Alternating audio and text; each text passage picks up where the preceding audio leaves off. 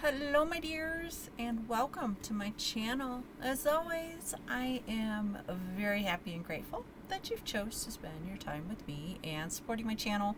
Really easy. Like the video, leave a comment, subscribe, and click on the notification bell. And I hope that you're all doing well, but if not, I do hope things will get better for you soon. But in the meantime, join me in meeting Tarot of the Abyss, and this deck was created by Anna Turian, and she has a few other decks out. Tarot of Echoes, Bonestone and Earthflesh Tarot, Oracle of Echoes, Pathwork Oracle, Hidden Waters Tarot, and the Embers of Light Oracle. And I will link, I think she has a website, and I'll go ahead and link any of her socials in the description. This deck was published by US Game Systems Incorporated, released May 24th of 2001. So it's been out for a while. At that time, it retailed for $22.95. And the box itself is 5 inches height, across is 3 1/4, and the width is 1 3/4. And I'm disappointed it doesn't have the title on the top or the bottom, but it does have it on the side. And I like to stack my decks on top of each other flat, but it is what it is. Alright, so like I said, it has the thumb indents, and on the back we have a couple teaser cards, and it says Tarot of the Abyss. Tarot experiences begin as shapeless and void as the abyss. As we evolve and develop our relationship with the cards, we move from dark chaos to an ordered, illuminated cosmos. In both the major and minor arcana, Anne Turian has created a beautifully nuanced tarot deck designed to mirror the journey of the soul through the universe. She has given particular attention to creating memorable characters in the court cards that skillfully guide us through our progression of knowledge. Includes 80 card deck with 2 alternate cards and a 148 page guidebook. And then we have the US Game Systems little thing. Alright, and then we have this little guidebook, and we'll go over that. And this is one of my favorite decks. It doesn't have a ribbon on it, and it will shake around a little bit. Not too badly. Okay, so if you use reversals, they won't be revealed.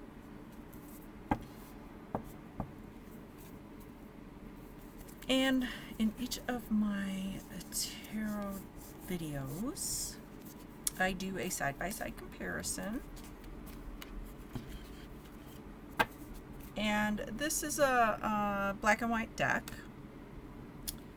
Not a lot of, no color in it, but I still love it. And the comparison deck I will be using is the Radiant Rider-Waite Tarot, and it is produced by US Game Systems. One of these days I'm going to put a link in the Amazon website, because I know definitely that Amazon does have it. One of these days. Kind of on the lazy side, but that's okay. Alright, so it's a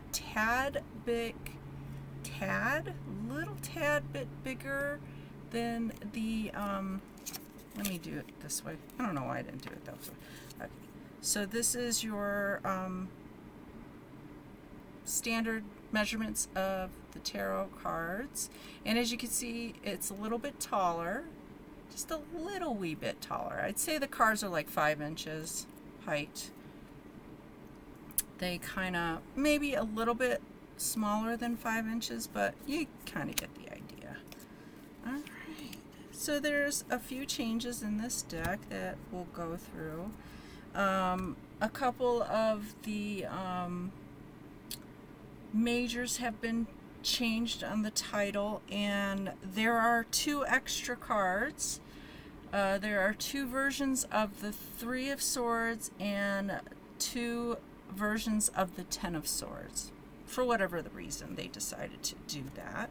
All right, so let's just go ahead and go through the majors.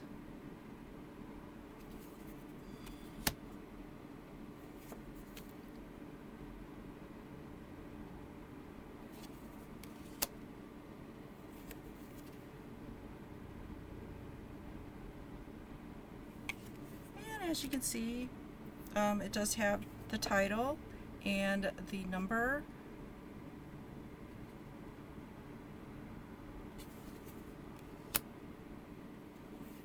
And I just really love the illustrations in this deck. I really do. Okay, so the first change that was made was the Hierophant is now renamed the Wise One.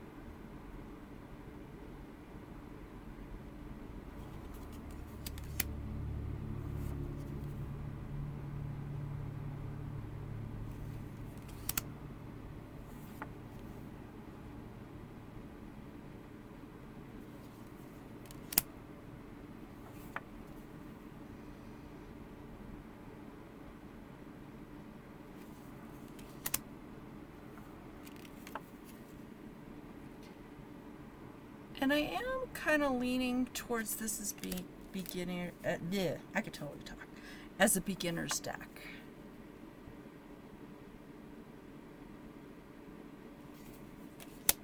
And beginner's deck, what I mean by beginner's deck, as you can see, Justice, it's hard to miss it unless you really look at it, but in her eye, there's the scales.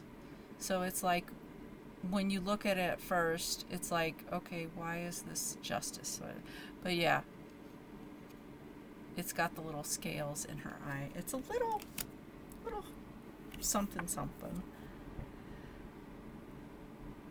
So, out of the gate, beginner, kind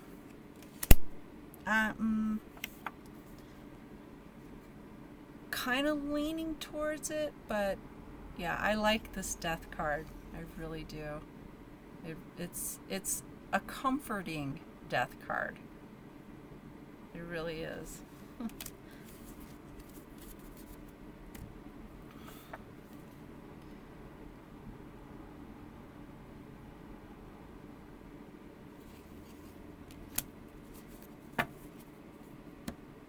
I don't know. Are there levels of beginner decks?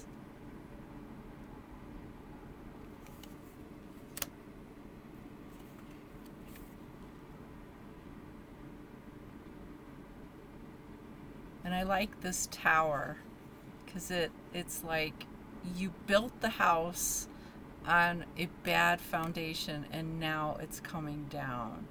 It's just, I love it. What can I say? I love this deck. But yeah, I think that this would be a good beginner's deck after becoming familiar with the Rider-Waite deck and learning the foundation. I always suggest to people that ask about tarot, like, what should they do first? And I always tell them, learn your foundational deck first.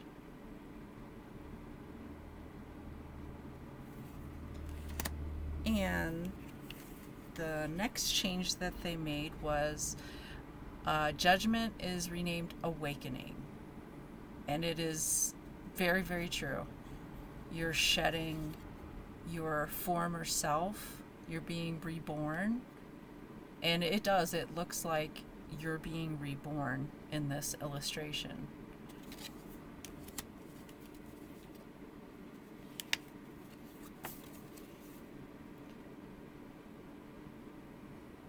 And that is the major. But yeah, I could kind of see this as like a second deck after you've learned the foundational deck. Okay, so next we have the Wands. Okay.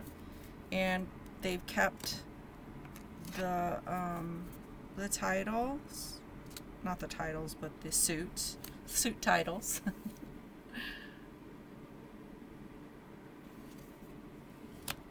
And they have used like, not exactly wands. Some of them kind of like sticks, and some of them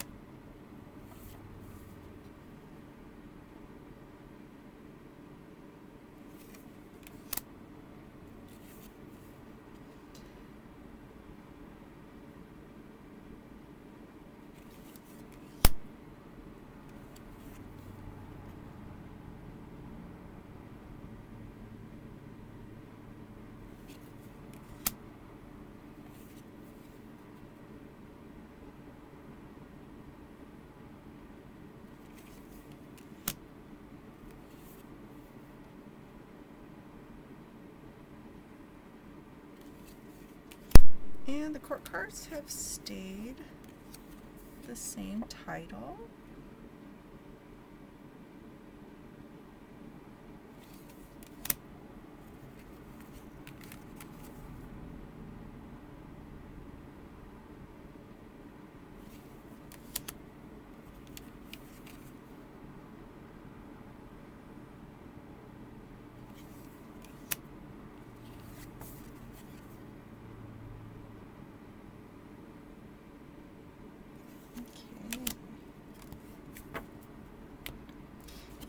Suit is the swords.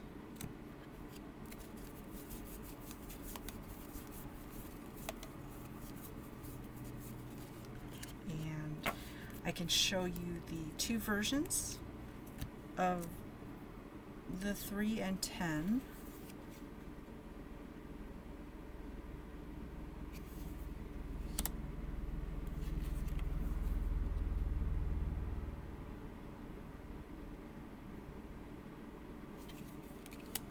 Okay, so we've got the two different versions of the 3 of Swords, and I think this is more of the the Rider-Waite version, and this one is like knowledge of let me see what they say about it. I don't want to mislead you on what let's see.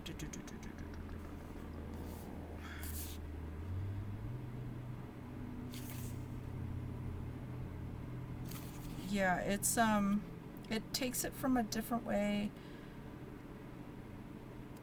Let's see, what does it say? They basically talk about numerology, where Ace of Swords combined with the 2 of Swords, the ability to make choices and proper discernment, brings us to the growth and expansion of the mind through multiplicity, new ways of thinking and seeing things. It calls for harmony and equilibrium between the two forces that once were opposing. Yeah. So it goes through the whole mind.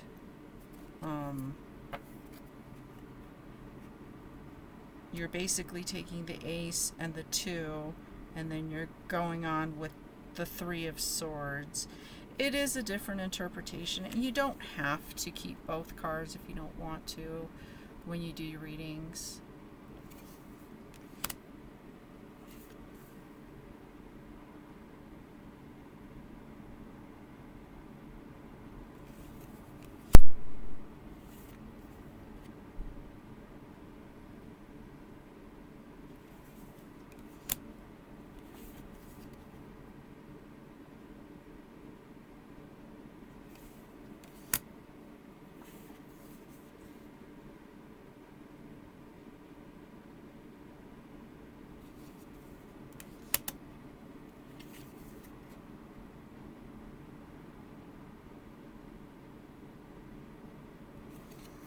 Okay, so we have the Ten of Swords, and we have the two versions.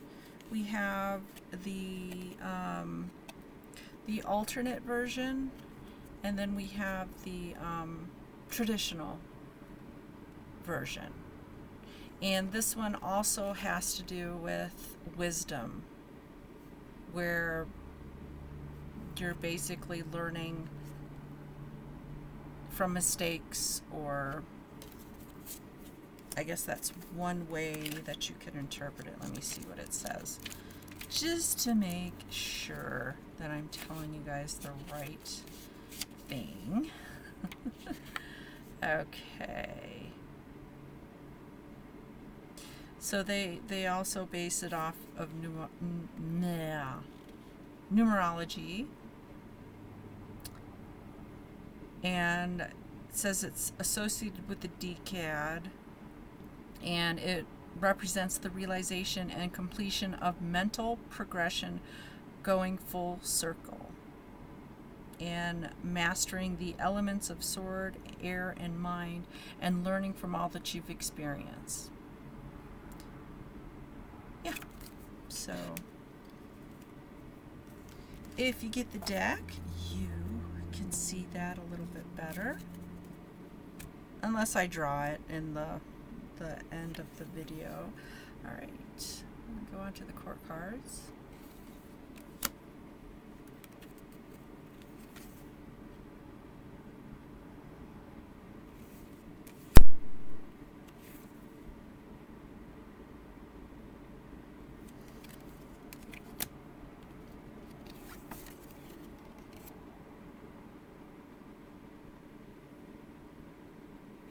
Okay, next.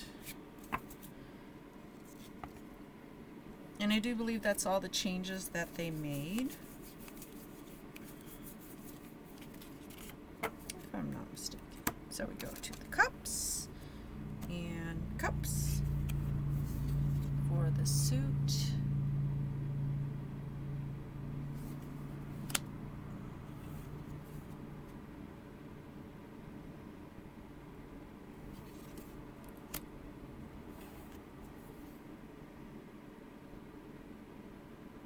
And I like this Three of Cups. It makes me think of the Maiden Mother Crone.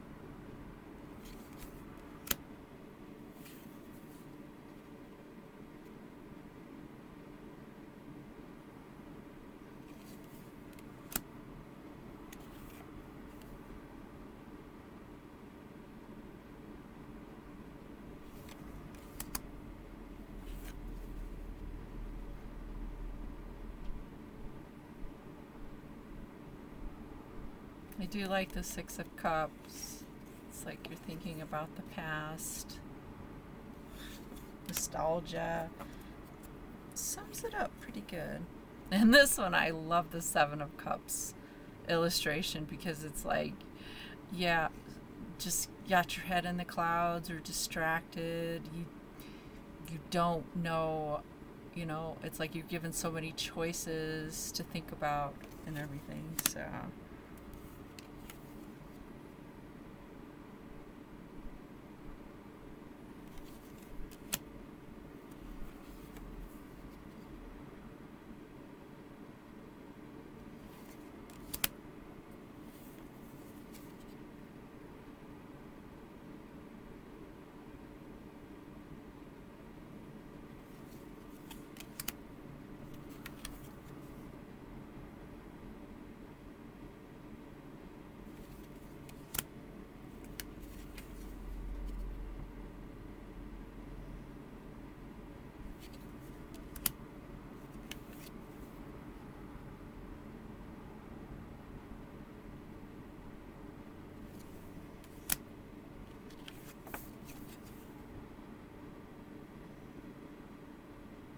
Okay, and lastly, we have the Pentacles.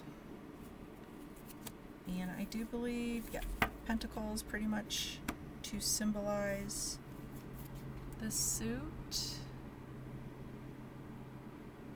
Yeah, this one's more like apples.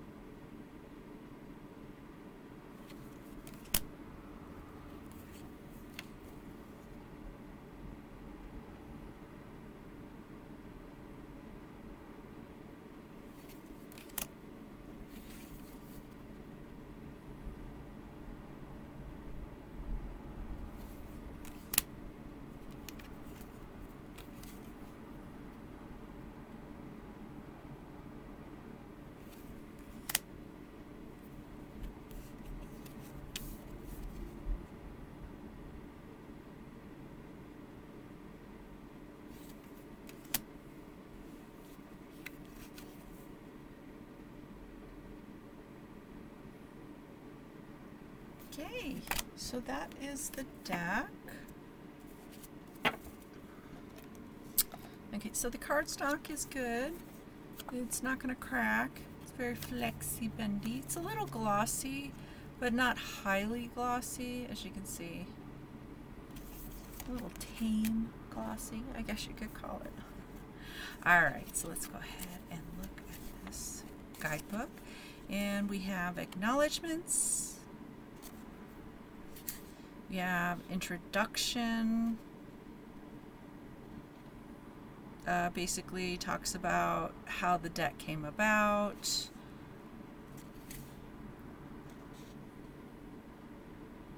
And the creator talks about themselves and gives you a little bit of background about themselves. It is a pretty long introduction. It's 1, 2, 3, 4, 5, 6, 7, about 7 pages. And she also goes into talking about tarot and talking about that a little bit, and does a little breakdown on the deck. Then we talk about the court cards.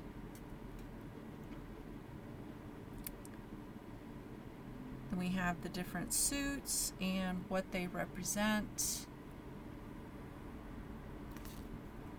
And I do like her take on things. And then we have the court cards. Talks a little bit about them as well. Kind of explains them a little bit.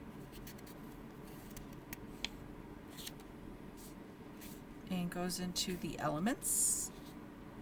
And then we have about this deck, where she talks about creating it and what you may get out of it or not. And then we have the what is different, where she talks about the modifications she made to the cards that I told you about. Then we go into the definitions of the cards individually, and no pictures. We just have the number and the title. And goes into the illustration, explaining the illustration, and then giving the meaning. There's no reversal meanings in here.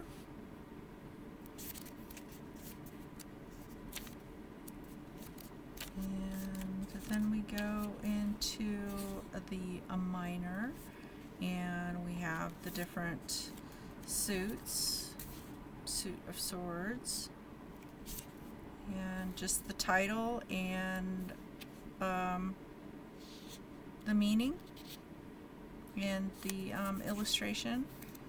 So it kind of, she's kind of given attention to the major and minors, which is nice. I like it when people do that, when creators do that, because the minors are just as important as the majors, but the majors are like, they're called majors for a reason, because they are major events, but the minors are just as important as well as majors.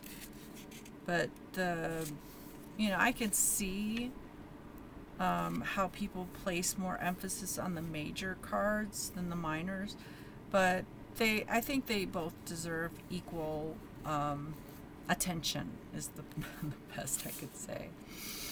Then we go into the court cards.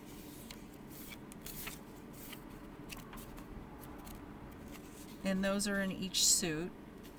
The court cards are in the back. Some creators, I should say, put them in the front, and some creators put it in the back. So she has put them in the back. So reading the cards, and this is where just some, I say these as suggestions, because you don't have to do this. It's just what she does. and goes through like step by step things you can do.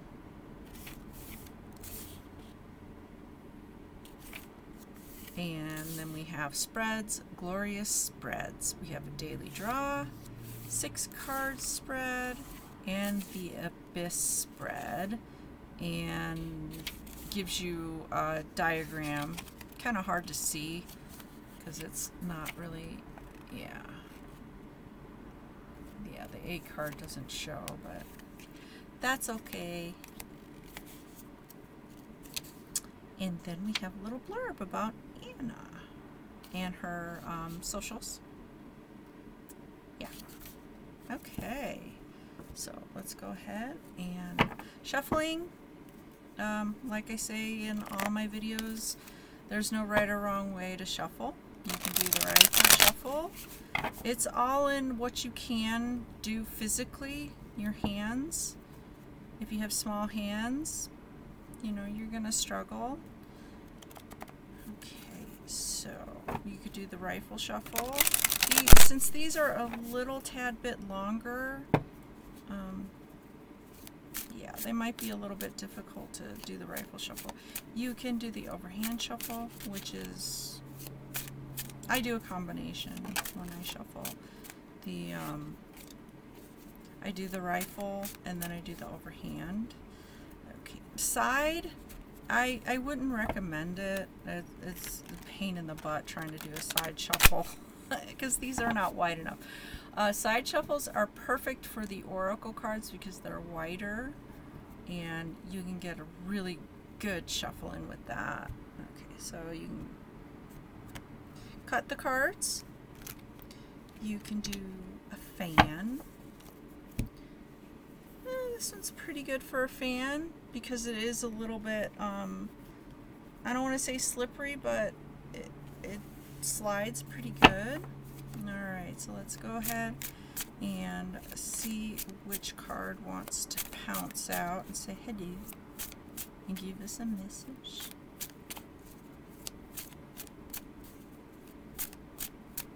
Yeah, let me know if any of you guys own this deck, because it has been out for 25 years. Would you consider this a beginner's deck? Would you recommend it? Or what are your thoughts on what a beginner's deck should be like? What are the qualifications? Yeah, if you want to input that. Because I'm thinking about doing a video just for what is a beginner's deck, and what that means and the qualifications. But, I would like some input if you guys don't mind. You don't have to, but all right. Oh, the Empress. Okay, that's a very pretty Empress card. But yeah, I'm just interested in your guys' thoughts on what you think is a beginner deck. What qualifies as a beginner deck? Okay, the Empress is the bringer of life. She walks the earth with grace, love, and care, cradling her ripe belly as she births the world around her. She is in perfect harmony with all her surroundings, and her intentions are from the heart. She is Mother Nature at her core, the epitome of fruitfulness and bounty. She is summer in her prime, her hands blending and shaping the world around her, leaving a trail of blooming flowers and new life. In some instances, that creative energy can take the shape of artistic birth or even physical birth. Whereas the High Priestess represented the virginal aspect, the Empress represents the maternal aspect, physically active in her creation and a problem solver. She is the creator, the birther of creativity or of life itself. When she appears in your spread, she brings with her the active forces of progression, whether in love, business, creation, or literal pregnancy and physical birth. Be open to what this period will bring and utilize her gifts wisely. There is also a sense of hope that comes with this card. the idea that all the work that was put in the beginning was not in vain. Since the Empress is shown at the end of her pregnancy, this too is an indication of abundance outcome that will soon materialize. If you were to search for her in your own life, you'd most likely find her as a woman who is important to you, someone helpful and influential. Okay, so we are birthing things, literally, figuratively, and things that you've been working on are going to come to fruition. Now, I know it does symbolize abundance, but sometimes you could give birth to something, you could, finish something, and it doesn't always work out the way that you like. So the Empress is, it could or it couldn't. With the Empress, I always like to do a second card. I like to do maybe a couple cards as a clarifier to kind of give me a better idea of what is coming and if it's gonna be good or not. So I always like to do clarifiers, but that is all I have for this deck. Let me know what you think about it, and if you do own it, rave about it if you really love it, like I do.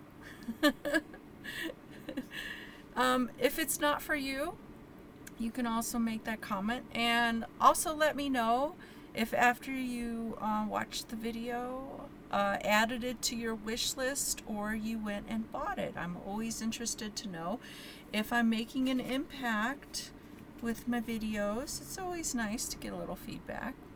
But once again, thank you so much for spending your time with me, and I hope that you will join me with another video. But until next time, take care and goodbye, my dears.